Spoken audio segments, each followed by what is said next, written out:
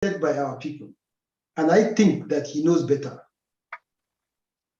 Will it be fair to expect all MiddleBelters to have one view of life? Will it be fair to expect that all MiddleBelters, because I see from your explanation as to why you're trying to justify why you think that all MiddleBelters who have had this history you laid out so eloquently, I must admit, to be tilting towards one particular direction. But, you know, there's no how you can get people not to exercise their franchise. So do you mean that if it is not this thing that you've said, that then it is the person is not a proper MiddleBelter, or perhaps the person does not understand history properly? No. I don't think I cast any aspersion on the person of Dogara. And like I did mention in my statement, I think he's misinformed. And I think that he can redress his steps. But I am telling you from history that we, the MiddleBelters, have been a distinct people. And the history is already there and is a proven fact. Now, what I'm saying is that I'm not saying that I expect every MiddleBelter to go the way we are going, but I am assuring you that a good majority, significant number of the MiddleBelters have taken a direction. We are suffering from existential threat, and we are doing all that is practicable to survive.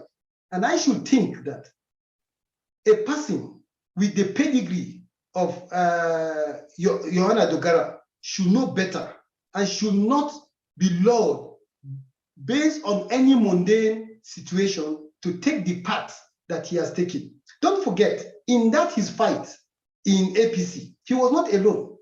Our elder statesman, Babachir Lawan, was with him on that particular fight.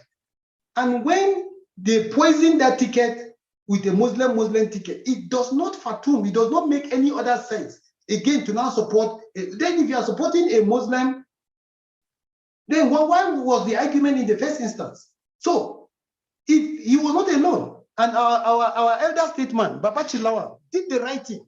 He evaluated the situation and he aligned with his people, and we dove our heart for him. And that is what we have expected from a well-learned and a person of good standing in the MiddleBelt, like Right Honorable Dogara, to equally do. So he falls significantly short of our expectation.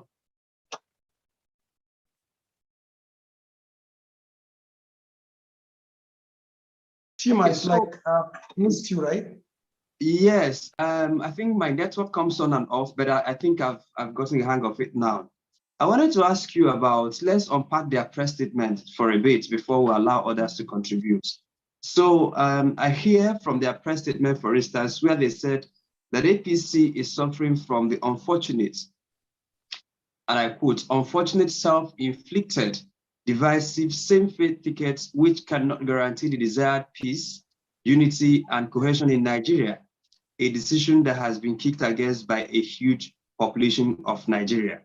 And then I hear you say that if they are talking about same-faith tickets, that they are kicking against it, then in a society like Nigeria with its history, perhaps you also find fault with their logic in having a person of same faith taking over after an almost 8 years of a person of that same faith, knowing that we have a balance in Nigeria where. Yeah, I guess your network equally did the Nigerian thing for you, but I think I got your question. And I think what you've said is exactly the issue I've been talking about. You cannot profess a thing and then go behind again and speak with the other side of the tongue. If the issue with APC is the issue of faith, then it doesn't make sense coming out to now still support that faith to take over from somebody who is from that faith. It's not logical. And not only that, the issue is that the person is from a region that just had an uninterrupted almost 8 years in the next 6 months, and then you are now returning it to the same region. So where is the fairness? Where is equity? Because we are in a federation. And in a federation, you have people of different ethnic, social, regional, and all the other divide that needs to be equally accounted for. So we cannot, in sincere term, take a position that we speak with in the afternoon a different song, and then in the night we are speaking a different song. And I think that that is exactly what our eminent brother did, and it's unfortunate. But I know that being a politician, he will get back to his cupboard, rethink this decision, and then do the needful, and come and join his brothers. Let's all put our heads together, and then, of course, we will deliver Peter Obi. That is not doubtful at all. It's not doubtful. And I can assure you that even the Seyawa, where he comes from, they believe he good. Not only believe, in truth, he good. And I think that he can retrace his step and join us. Let's do the needful and make Nigeria great again. So in their press statement, they said that they considered Obi and they also considered Kwankwaso among other candidates that they considered. And their view is that Obi and Kwankwaso may emerge as strong contenders in the political arena in the future. And from all indications, according to them, the PDP appeared to be the best option for them to adopt and support. And from what I read here, the criteria given is not necessarily about the competence, apart from. Okay, I still got that question. I know your network. The divisive same-fit tickets which they mentioned of winning. So tell me about politicians wanting to endorse who they feel will win. Well, I think it has been the old order. You see, when you find out that living within the political space is the only green ticket to survive and live large, then you are not interested in the real issues. Then you subject yourself to the shadows. And the shadows is the next election, how you will get to win and be part of the next government. And that has been the bane of our polity in Nigeria since 1999. But good news, the consciousness that Peter Obi have ignited into the Nigerian political space. Like I keep saying, that he has stimulated, or should I say ignite, a regenerational consciousness in the minds of the average progressive Nigerians. And the average progressive Nigerians are in the majority. He has proven to us that politics can be done differently because he has served in the same government, within the same political dispensation, and he delivered. He delivered. He is the one governor that we always say, go and verify. So he has ignited something. He has planted a seed in the minds of the Nigerian people. And that seed has grown. And that seed, he did not stop there. He equally watered that seed. He watered that seed with his agenda to move us from consumption to production. So you can see, if you plant a seed, water it effectively, what will happen? Of course, the seed will grow. And that is why you see everywhere in Nigeria, it is about obedience. Obedient exists. Might interject a bit to talk about planting and watering, because we will have to admit people to ask questions and make their contributions before we draw the curtain by 9 p.m. So I wanted to ask, you are the national coordinator of Coalition of P2B CPO, which I believe is a support group for P2B. You're also a trustee of the P2B support network. And my understanding, and if this is wrong, correct me. My understanding is that politicians and political interest groups are open to lobbying and negotiations, and that there are a lot of back channeling, lobbying, negotiations that happen before they come out openly to endorse a particular candidate. So from your vantage position as the national coordinator of CPO, and then also a trustee of the P2B support network, can you confirm, or do you know whether or not Dogara and the Northern Elders Consultative Forum were appropriately engaged and we are consulted and we are lobbied before they made their choice? Okay, let me correct a notion. I am the national coordinator of the Coalition for Peter Obi. The CPO is not a support group. It's the coordinating centerpiece for all support groups. So we coordinate the activities of all support groups on joint projects that we believe when we come together will make bigger impact, and then we'll be able to make create the kind of output or outcome that we are looking out for. So that's who I am. But as a trustee of POSN is one of the foremost support groups. So this time around, POSN is a support group, and I am a trustee member there. Okay, now back to your question. I just need to clarify that. Now, back to your question. Of course, like I did mention to you, that Dogara, Babachi Lawa, and the characters that are in that particular consultative forum are men of timber and caliber in the Nigerian political scene. So it will be unpolitical or unrealistic for us not to have reached out to them and see if they will reason with the trend of the way things are going and then come on board. So yes, we reach out to them. But like I did mention, that I think that our brother Dogara did not think it deep, and I think he took the wrong decision. And I believe that our elder statesman Babachi did the right thing, and we uphold that thing we believe that he has done us proud by doing what is needful in order to take us where we should go. So yes, we've engaged them, and I think they took the step they took. Hello? And I would think that the reasoning was selfish. Hello? Yes, I can hear you. Okay.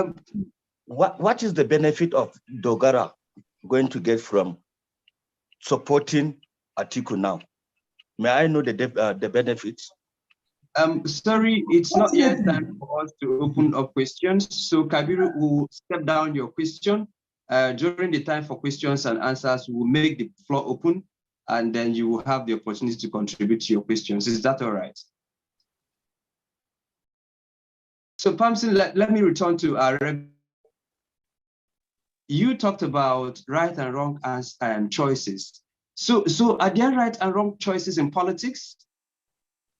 Very, very well. There are right and wrong choices. And that is, it goes in line with what my brother just asked. What will he get to gain by taking the choice or taking the action he did? To my mind, I think he will gain nothing. And I think that based on the balance in politics, he is going to be used because they believe that having been a speaker of the Green Chambers, he represents an elite level within the MiddleBelt.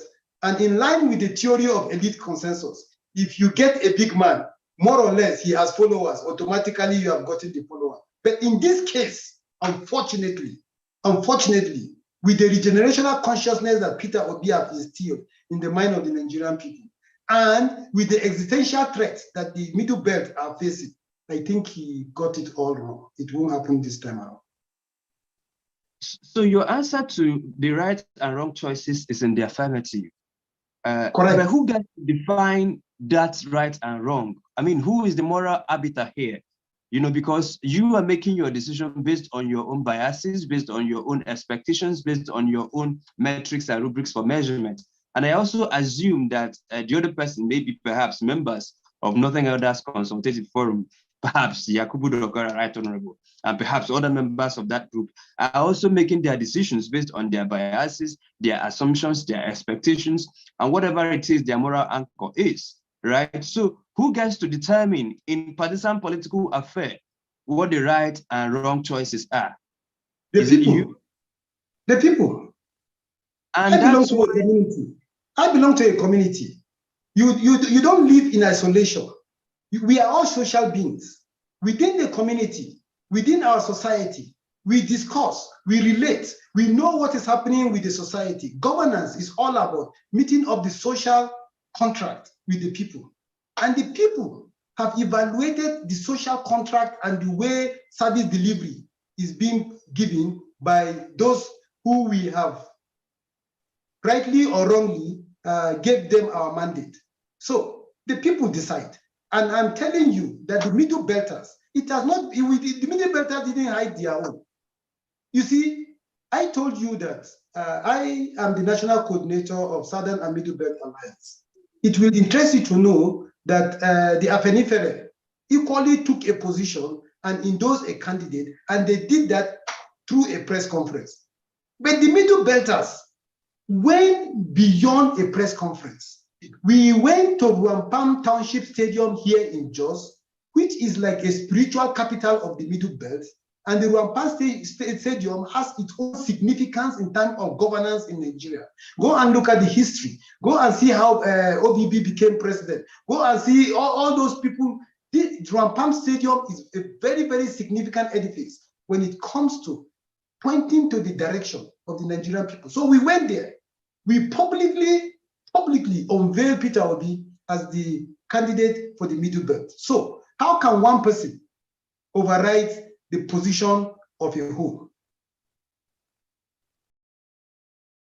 So are you telling me that if the elections is held today, that there are no Middle Belters that would take a choice or make a decision that is different from the one you are canvassing today? No. Get me correct. If there's an election that is held today in Peter Obi's village, you will get people who will vote Tinubu. In Peter Obi's village, you will get people who will vote Atiku. Take it to the bank. So in the Middle Belt, you will get people who will vote those two characters. But the issue is the majority, the significant majority. Where are they? The conscious majority, where will they be? And I'm telling you that the conscious majority are going to be, as I have already laid out with you. So yes, in the affirmative. I've seen opinion polls, I think a couple of them pointing to some expected voting pattern. Is there any particular polling that has been done in the Middle Belt to determine empirically or using a sample population to determine where the people of the Middle Belt, and by that I mean North Central, might be voting? Apart from you know, the organic things that you see in the streets, and perhaps the things, the beer parlor talks, the market women talks, and all of those things. Are there data you can point people to where they can confirm that what you're saying is perhaps the reality on ground? Well, like I said, we are a social being. So let's look at the social point of convergence, the churches, the mosques. Why don't you pay a visit to these churches and mosques and hear what their positions are? And you will agree with me that that is an enough opinion poll. Then the schools, go and pay a visit to the schools and hear what the students are talking about. Then you will understand this is the position. So the market, go there and hear, interact, and then you. So what opinion poll are you talking about apart from the people, the social contracts that they expect from those that they have given them mandate to govern them? So I am telling you that even the opinion polls that were scientifically carried, you realize that what I'm telling you is the position of the Middle Belt. And for your information, for the first time, the Middle Belt scenario is a reality, because the Muslims in the Middle Belt and the Christians in the Middle Belt now realize that they are suffering from the same existential threat. We have realized that our brotherhood is stronger than the religious divide that they have been trying to point to. So we are together and we will deliver. I'll ask one final question before we'll take audience questions and contributions. Let's talk about the monolithic North, right? Because when you talk about the South, you have the South-South, you have the Southeast, and you have the Southwest. It's clear from the one to any observer of Nigeria political space that these three entities are distinct and they are different. In your opening remarks, you talked about the pagan, you talked about the Borno Empire, and you talked about the Sokoto Empire. And from the research, that pagan empire is what we now call the North Central. The Borno Empire is now called the Northeast. And then the Sokoto Empire is now called the Northwest. But again, there are people who push or who feel that there should be a monolithic North, that there should be a one North and not North Central, Northwest, or Middle Belt. So with what you are telling me today, is that concept of a monolithic North about to be unraveled, or has it unraveled, or did it not exist in the first place?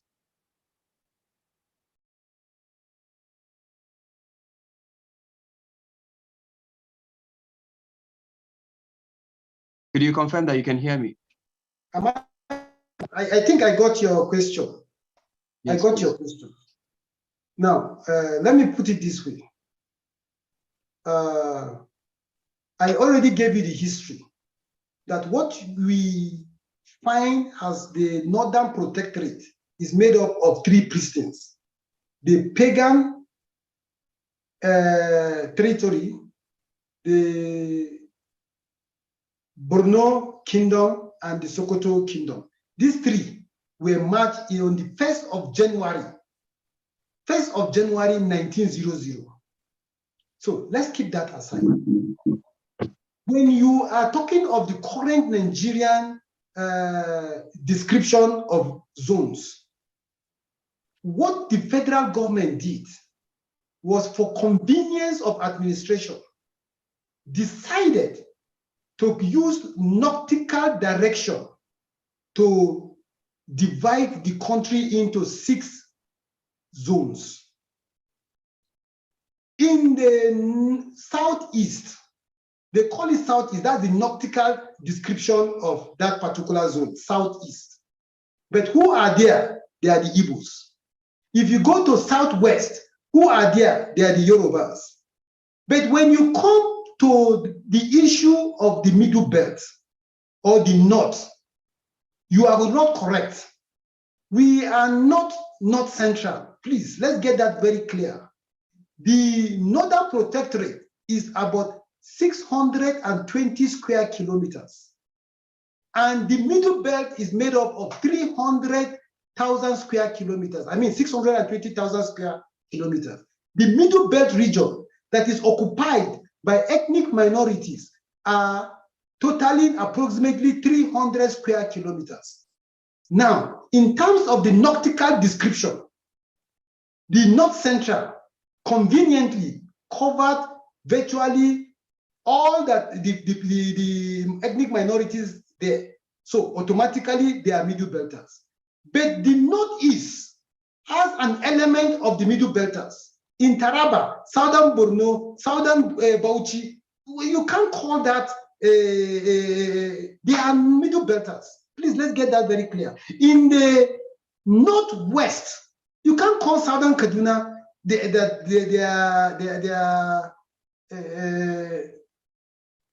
what would you want to call them? They are Middle Belters. So in terms of Middle Belt as a people, we for want of one singular lingua to represent us, just like Southeast has one lingua, Igbos.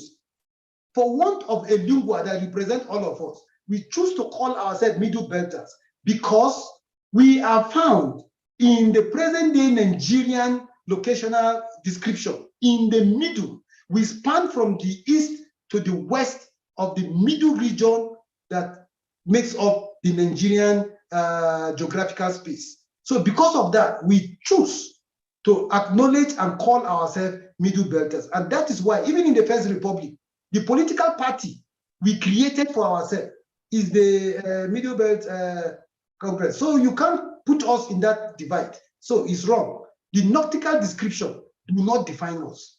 We are found in the 3 northern nautical description. We are found in the Northwest, we are found in the Northeast, we are found in the North Central.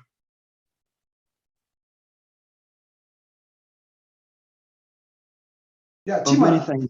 many thanks for that. It's now time to take audience questions and participations. Please, if you want to make contributions or if you want to ask questions, could you please signify by raising your hands?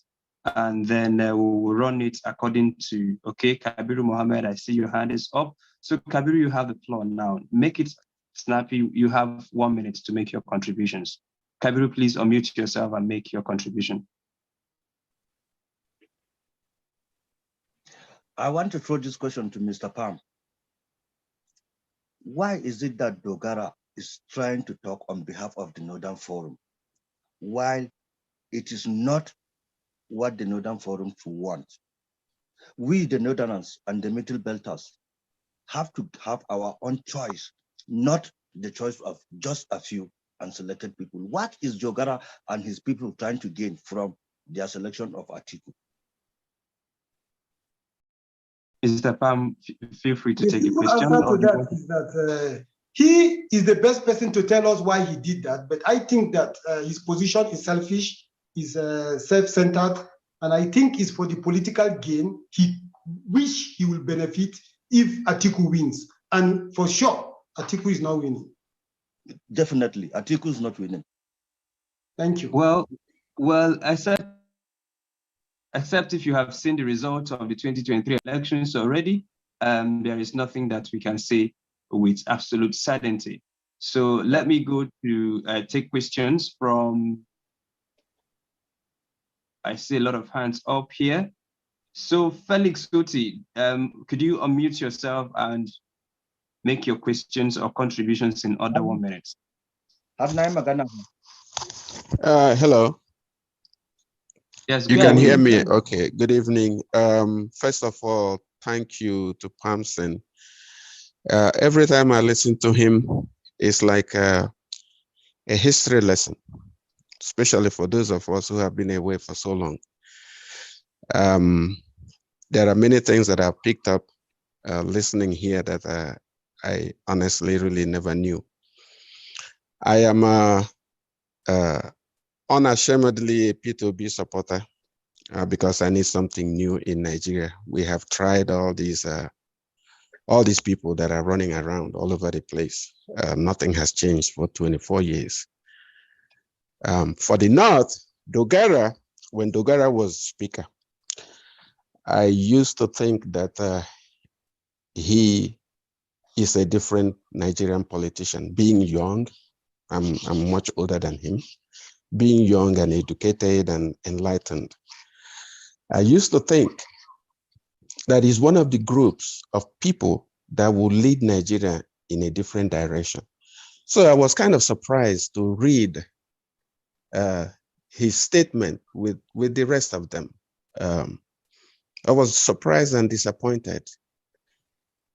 I cannot for the life of me understand any of the reasons that they gave for throwing their weight behind Atiku. These days, elections are not really won by structures. It's won by what the people want. I give you an example. Not too long ago, we had a general election here, November 8th, if I'm not wrong. And in places where you have people winning, a political party winning a particular state, in that same state, voters were dividing their votes depending on who they want in what position. And that, I believe, will happen in Nigeria on February 25, regardless of party. People are now focusing, voters, Nigerian voters, are now focusing on individuals.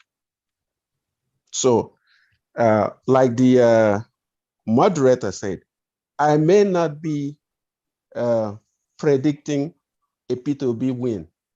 I don't have sight to the future, but the way the momentum is going, it will be very difficult for Nigerians, if we really believe that we want change in that country, it will be very difficult to foresee a situation where you're going back 10 steps back instead of 4 steps forward. You do not get a future by going 10 steps backwards. You get a future by going forward. That's all right. Thank you so much for your contributions. Because of time, we will have to yield. You're very welcome. You're very welcome. Thank you.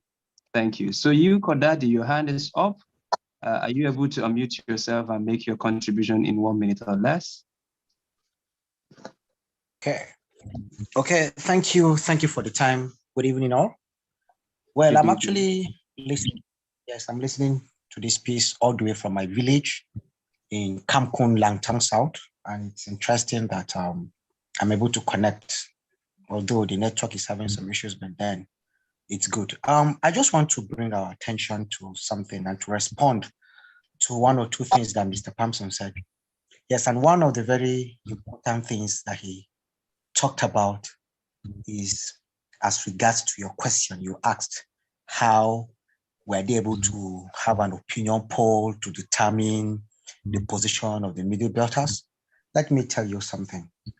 I boarded a public transport from Jos to Langtang this evening. We are 10 in numbers, and I raised this particular issue. And I assure you that out of the 10 people plus driver in that vehicle, I realized that 9 people are passionately talking about P2B. Only one person. Only one person. And the simple reason that that person gave was his distrust for an Igbo person and nothing more. Of course, the argument is for another day.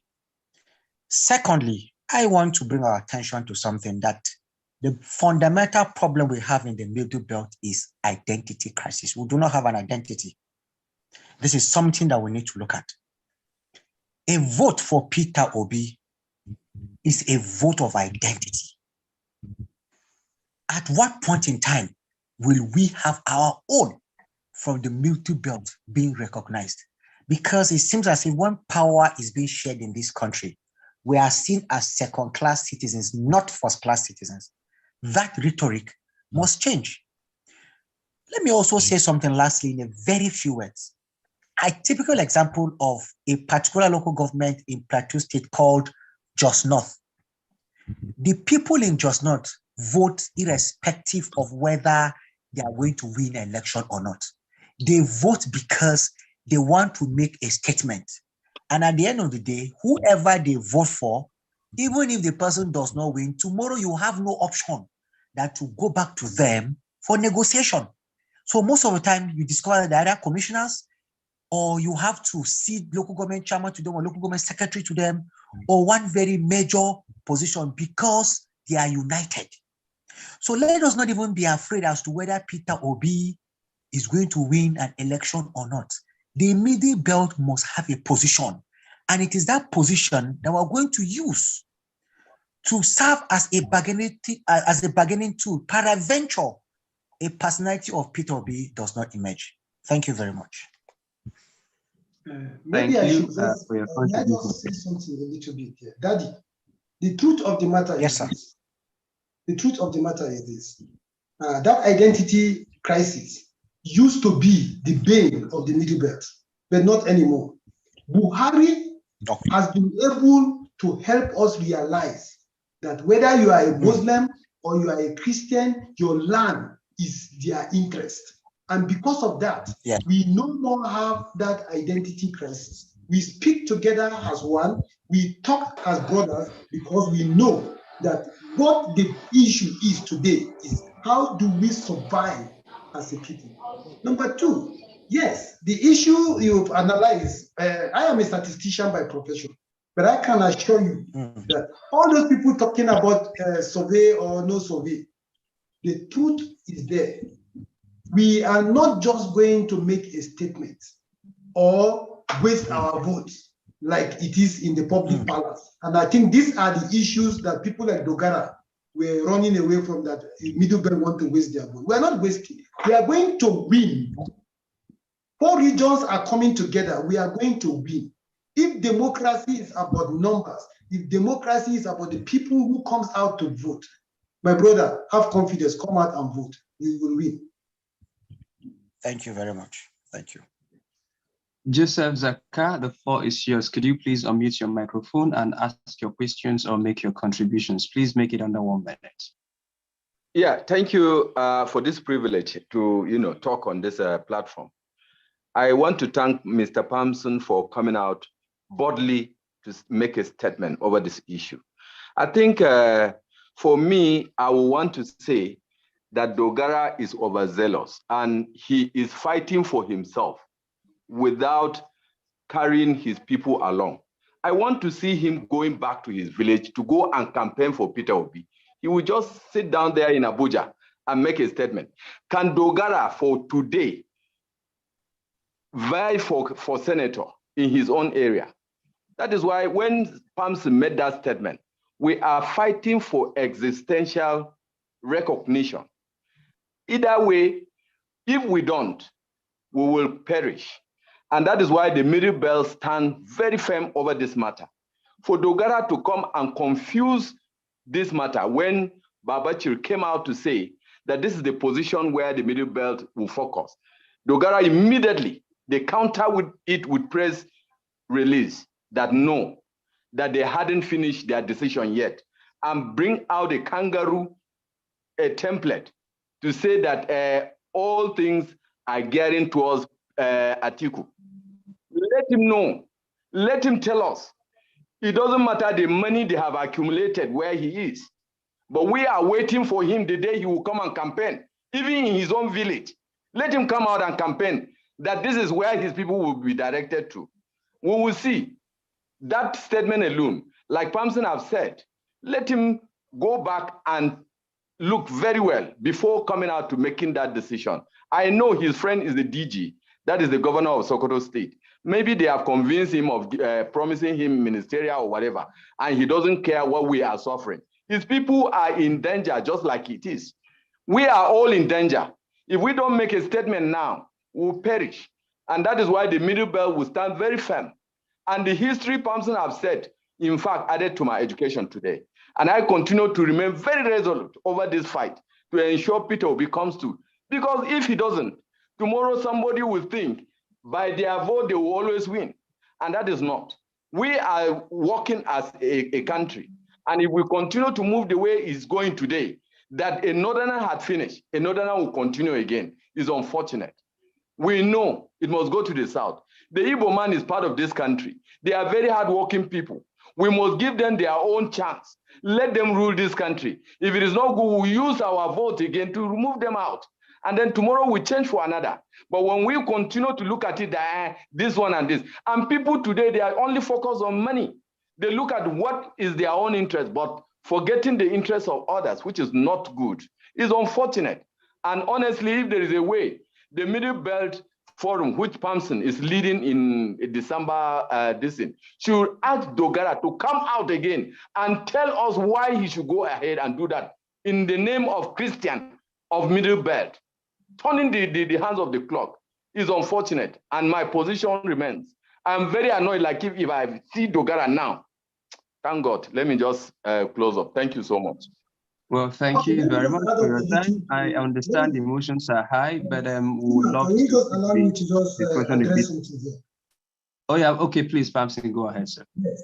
The number one that is Dogara's friend, as claimed by Zaka that just spoke. What happened? Was it not Wike that sponsored his presidential bid some period down the line? When it came to the period of Wike, is he not the one celebrated by the North that he did what is needful for the North to have the ticket? So if we are equally saying that we need to do the same to our own and follow up on our own quest, I don't think we are saying anything wrong. Thank you. Rank Palm Jr., could you please take the mic, unmute yourself and make your contribution or ask your question? Thank you very much, Chima. It has always been an educative session when Thompson is giving narratives of the true position of the Middle Belt. Over the years, we have seen a precedent that has forced us to be resolute as Middle Belters. And one of the things they always bring forward is that Peter Obi doesn't have a structure, or the Labour Party doesn't have a structure. But I think they're just playing denial. They're living in denial. A political structure is made in such a way from the top to the bottom with the idea that those within the structure will mobilize people to now move for a particular vision or mission or candidacy as a need may come up. What is happening is Peter Obi may not have put down structures, but the move was already made right from the grassroots. The essence of the structure is to mobilize people, but when the people have already mobilized themselves, what better structure do you need? It's like you're asking somebody, you don't have the worm to put on the hook to go for fishing, while already he has a net that goes for miles, and you're being just intentionally blind and using that again and again. We don't have structures. We have the biggest structure Nigeria can provide. Right from the NSAS, the government shot itself in the foot. And since the youth cannot come out publicly to say we don't want SARS or we don't want the government, 2023 is our time to now use our vote to speak out clearly. On a final note, in addition to what my principal, Pamson Daggett, had said, I would like to also see that his words are true. Dogara is being used. How many Middle Beltons are actually in that Northern Elders Consultative Forum? Why do they choose Dogara to be the face of that statement?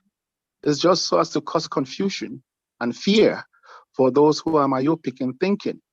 It's just being used, long and short of it. Whatever he will gain, I think he's also risking. He's putting his political career on the line. The Seyawas are very, very prominent warriors. And I believe even in Dogara's household, there are obedient people. I rest my case. Thank you so much. Now, I understand that. Okay, go ahead, Pamsing. It may interest you to know that the last speaker is the person who just issued the press release on behalf of Samba. He's the spokesperson for Samba. Oh, okay. That's quite interesting to note. That's quite interesting to note. And I've seen speaker upon speaker make references to Right Honorable Yakubu Dogara, although he's not the chairman of that platform. But people are particularly picked at why him. So we'll make conscious efforts on this platform to bring him to offer his views and offer his justifications for his own decision, even while we admit that he is entitled to his decision.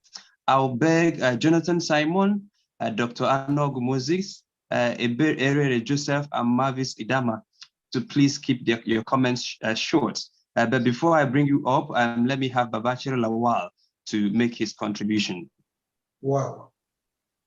Wow. Well, good evening, gentlemen. I'm honored. Look, I've listened. I'm sorry I came on late. I saw the notice late.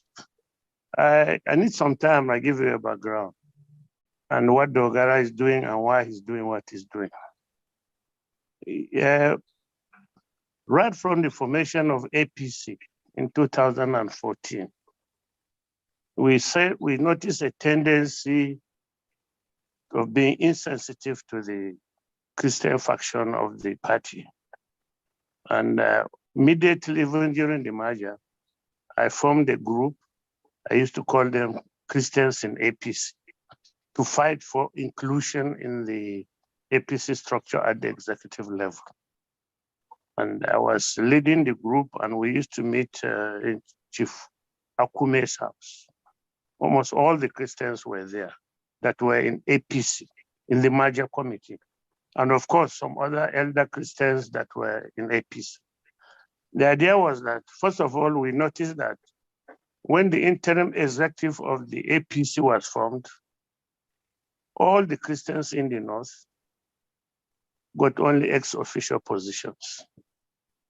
At the end of the merger, actually the merger committee, of which I was a very key member, shared the positions among the merging parties.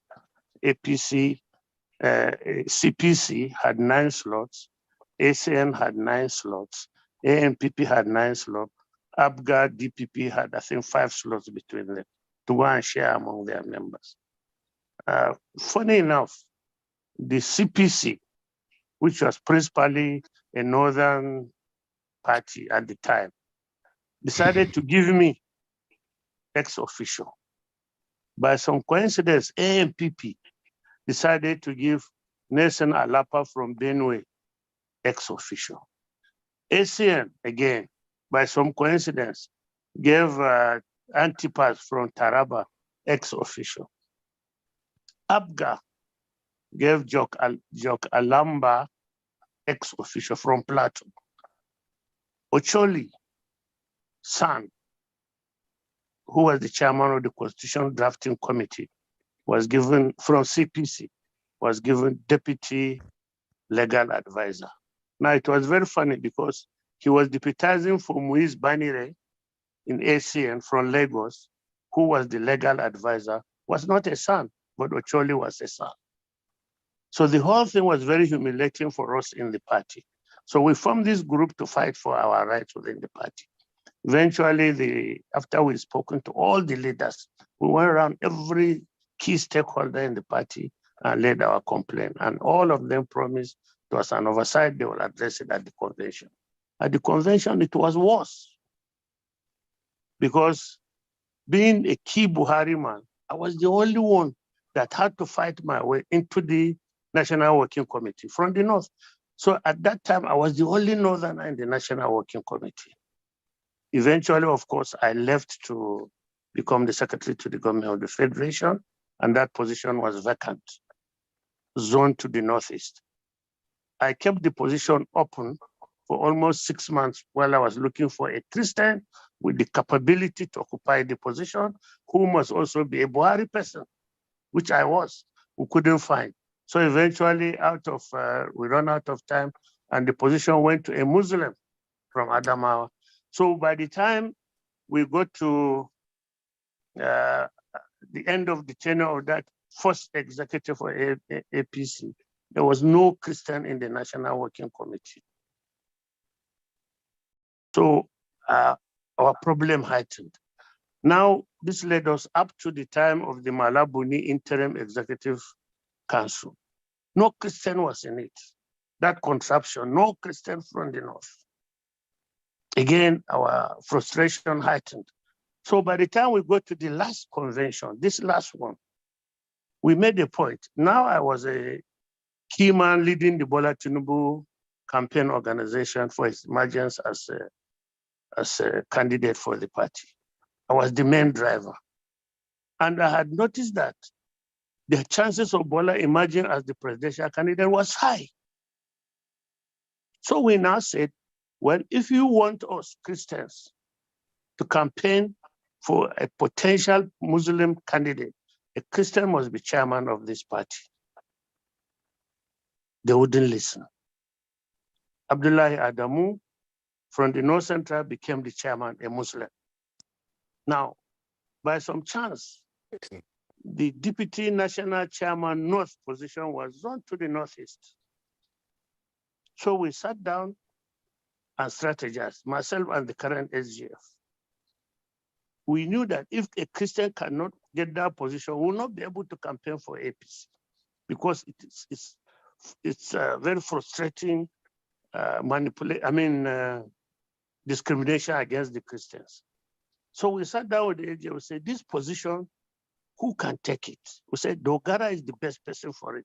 But then we were not sure Dogara, being his former speaker, will accept to be a deputy national chairman.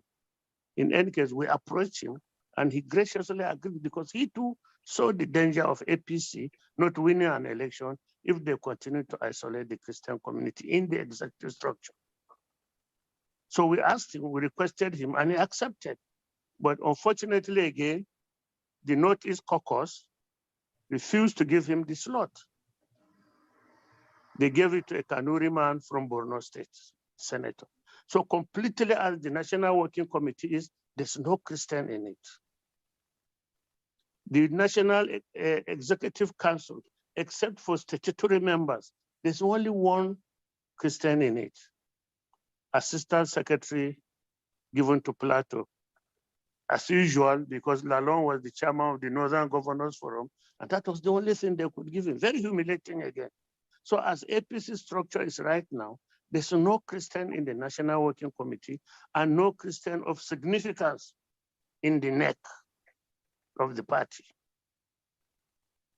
So Bola now goes ahead, we go ahead and we win the ticket. Now the problem is this. Being a Bola Tinubu man, we have been friends since 1982, close friends. I could pick the vibes around him. When some of the palace people will be saying, how can you win an election if there's no House of Fulani Muslim on the ticket? They continue to frighten him. The governors in the north, thinking he will pick one of them, started pushing this narrative. Northerners don't even consider him a good Muslim. So he must get a very good Muslim to be a running mate, thinking he will pick one of them. Of course, he got frightened into this scenario. Now, as the chairman of the Planning and Strategy Committee of the Bola Tinubu Ahmed Tinubu system, we had set up a subcommittee to give us a recommendation as to how to prosecute this general election. By this time, the Muslim ticket was a major point of discussion in the country. And they devoted a whole long section to the merits and demerits of a Muslim ticket and a Muslim Christian ticket. Now, eventually that report was ready along with other things. We decided that the whole committee decided that the vice president should come out of the Northeast or from the Northwest. And when they gave me the report, I expanded it. I gave a state-by-state analysis of the outcome of the election if you were to take a Muslim as a running mate. And then what will happen if you were to take a Christian? The essence, the summary of it is this. I said, no matter, even if you are going to take Sultan Saad, the Sultan of Sokoto as your running mate, you can never beat Atiku in the Northwest. In the meantime, by doing that, you annoy all the Christians in Nigeria and they will not vote for you. So you cannot beat Atiku in the Northwest and Christians are not going to vote for you. How are you going to win the election?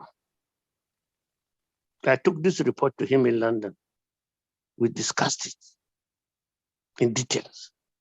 I insisted that your best bet is to take a Christian as your running mate. I was not interested. As an old friend, we knew I was not interested in the VP position. I explained to him, if you want a vice president, even some of these pastors, they have the qualification. Some of these bishops are very highly skilled. They are very educated. After all, it was Bola Tinubu and I that submitted Oshimbajo's name to Buhari, an ordinary pastor that time, not even with an effective law chamber. I said, Oshimbajo has been a very successful VP, so we can pick one of these bishops. Don't restrict your thinking to the political class, though some of them were interested. Bola left me in London on Thursday. In the night, I left his house Thursday, 9 o'clock to my hotel. He left for Nigeria on Friday, went to Dogara on Saturday. I met the president and informed him that he had taken Kashmir Shettima as his vice presidential candidate. I was left back in London. So somebody in Dogara now phoned me from the president's house. Sir, this man, your friend, has announced Shettima as his running mate. I was dumbfounded. Why did he not tell me this when we were in London? And he had been trying to placate me. He had been telling me that, BD, VP is nothing. You are 8 years, you know VP is nothing. It's just spare time. There are other positions we could give the Christians to get them on board. Well, of course, I knew that. There are some ministries, if you give one, is more important than VP, but the VP is symbolic. I mean, the Christians seem to have made up their mind is the VP they wanted. And I told him, I said, well, if you refuse to take a Christian VP, what time are we going to get a Southern Muslim again that can become a vice president as a Christian? And from the vice presidency, we want to leapfrog into the presidency in the future. But he wouldn't listen. So I came back, I briefed our friend, the president, this is this president. I said, well, the man has rubbed shit in our face, so you have to watch the shit in public. As the major Christian politician driving his political system, he didn't take me into confidence. So I was pissed off. And I decided I sent out my very damaging, destructive press release against the Muslim ticket. Now, we sat down in my office after I gave this a few group of people that we used to meet together, a remnants of that Christian in APC. Dogara was not a member because Dogara was in PDP. But when this thing happened, he now joined us. And we started meeting. We agreed that in the anticipation that APC will come to us for some form of negotiation, we wrote out some positions. If they give us this, we'll have to beg our people to accept because we are just looking for inclusion. We wrote out about 8 ministries and 10 parastatals that we feel our people will be happy if they were to get it and forget about the VIP. They didn't bother. Incidentally, we went around these other parties. We spoke to them. This is what we want. Are you going to give us for us a condition for our support? Now, our principle is this. First, we insisted we must defeat the Muslim ticket by hook or crook. That one is not negotiable. That was our position number 1.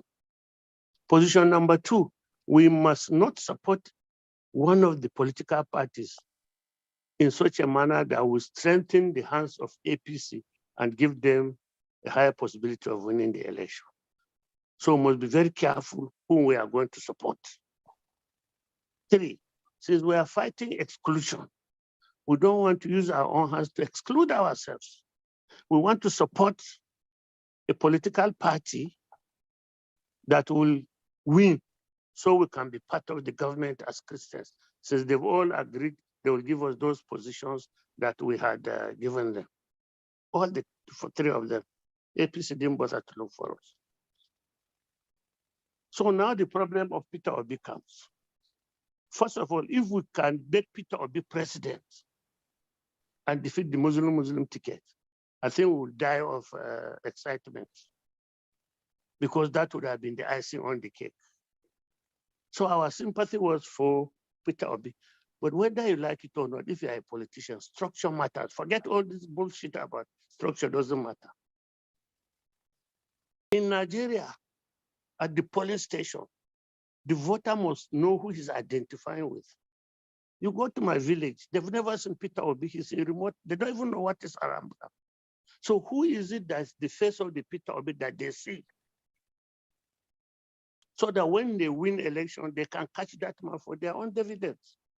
This is why Nigerians vote the way they vote. They vote for their tribesman, somebody from their church. So when they meet in church, they can give him their problems. They vote for the governor so they know him is their own.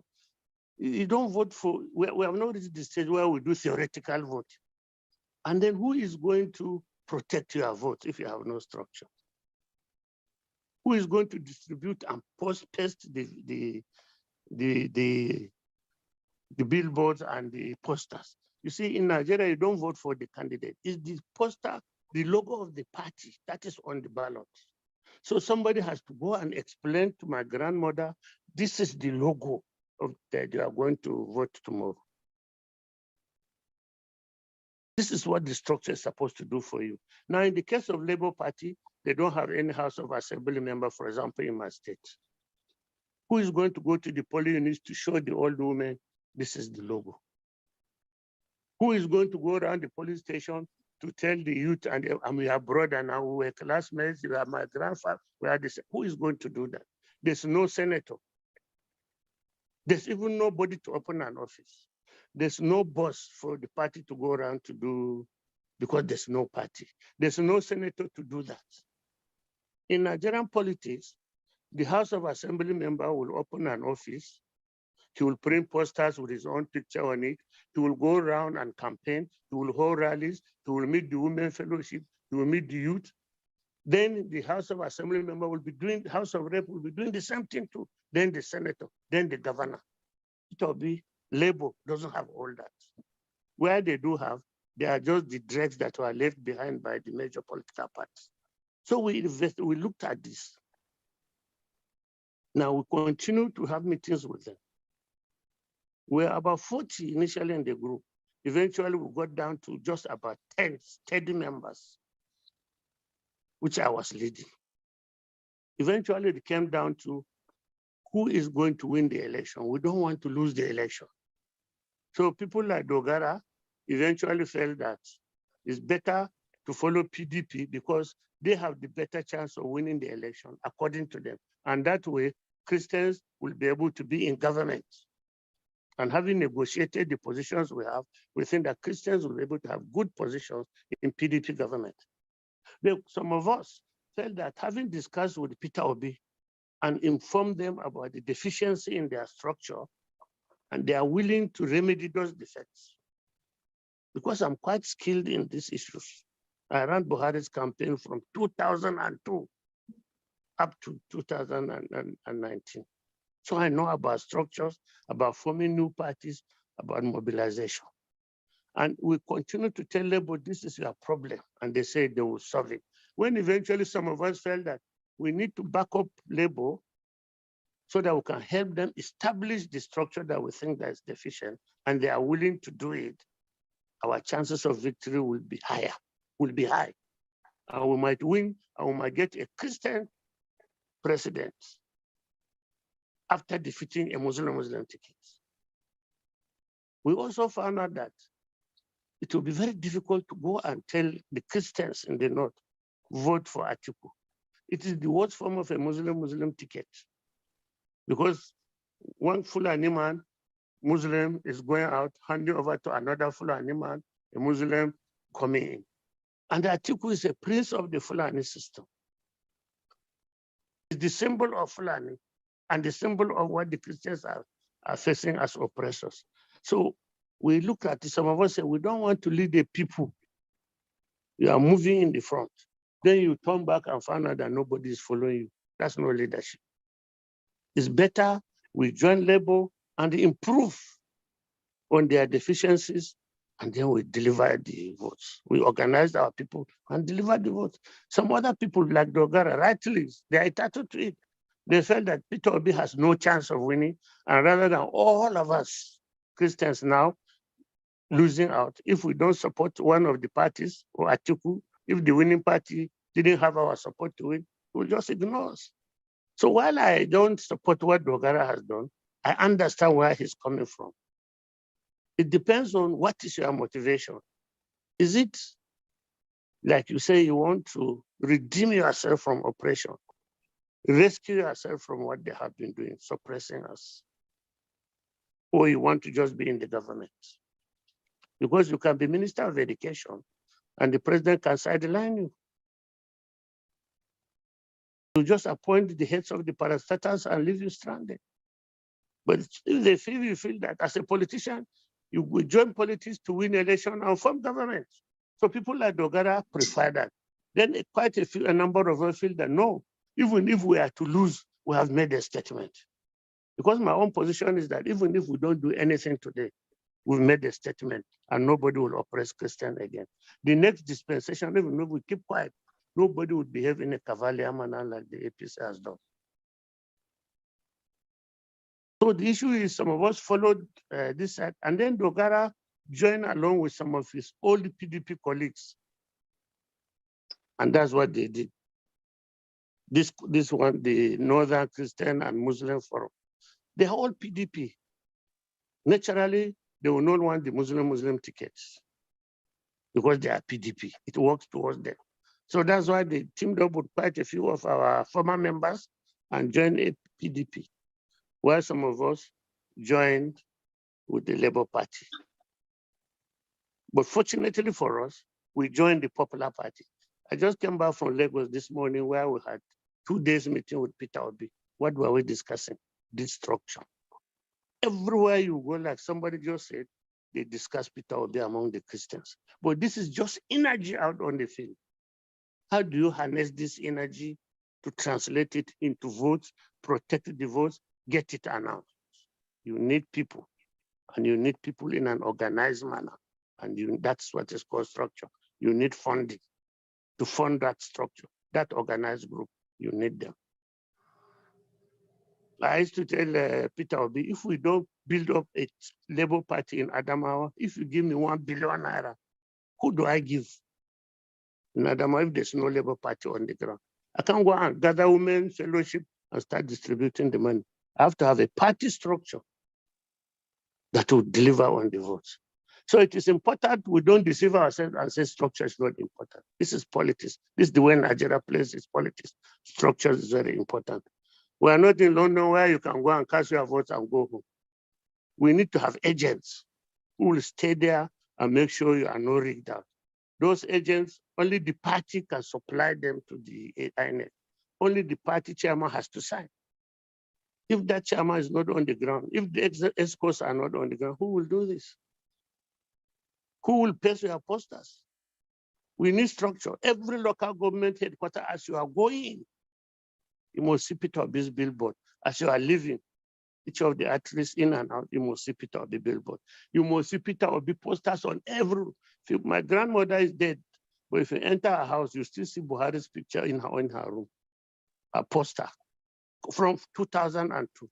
The poster I gave her, she pasted it there. Because we need rappers. Because when the woman wears the wrapper to the farm or to the market, she remembers that logo on the wrapper. On the day of election, she can differentiate it, that this is my party, this is the party I should vote for. Who will teach her that? So, gentlemen, these are the issues. It is important that I tell every Christian, go and become an evangelist for this cause. Because if we lose this election, that is, I mean, the Christians, that is to say, Peter Obi by extension. As my people say, we'll never be able to drink water again. No. Christians can never raise their head again and talk if we lose this election. Because they will feel that they have beaten us in spite of that. It's even worse if a Muslim ticket wins this election. It's suicide for us. There's no two way about it. They already talk. They tell you, BD, this thing you are doing is not saying we don't trust Christians. When they give them money, they will abandon you. I say, no, not this time. But they think they can do it. They think it will happen. But if we play with this thing, forget about all this Zoom and everything. Everybody should go to the field and mobilize and organize a structure that will take people.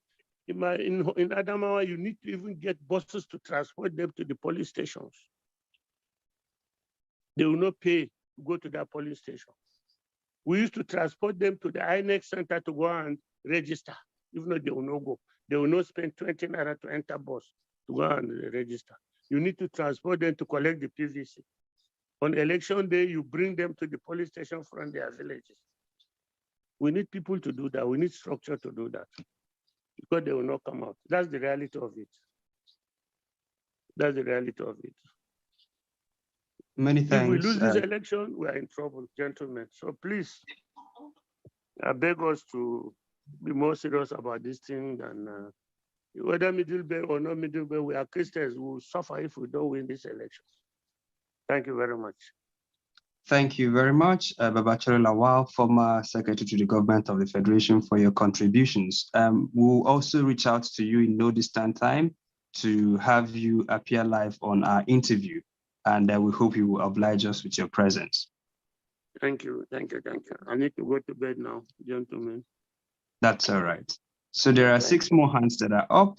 We've overshot by a factor of an hour, 35 minutes, or by 35 minutes, but we'll try to address some of the pending questions and contributions. So Jonathan Simon Tamaiko, could you please unmute yourself and make your contributions? Good evening, everyone. Good evening. Yeah, I'm Jonathan Simon Temako. I'm from Bauchi State. I'm coordinating Peter Obi Support Network in the state. And coincidentally, I come from the same local government with Yakubu Dogara. And I want to commend Mr. Pamson Deget, the CPO National Coordinator, and the National Chairman, Samba, for the wonderful presentation. And I also want to thank our daddy. Hello? Yes, we can hear you. I also want to thank our daddy, Engineer Lawal Babachir, for taking a bold step and for standing by his people. That is the Middle Belters. Actually, his presentation has answered almost all the questions I wanted to raise and the contribution I wanted to make it. But quickly, let me state this thing clearly here, that right from Dogara has been a politician that hardly supports anything that does not affect him directly. And he's one politician that is actually selfish and self-centered. So I am not surprised by the decision he took to join Atiku in PDP. Like our elder brother or father rightly said, we need to actually work harder. The party at the moment are not doing what we expect them to do. He has spoken about the structures. Whether we like it or not, these structures will count at the end of the day because of the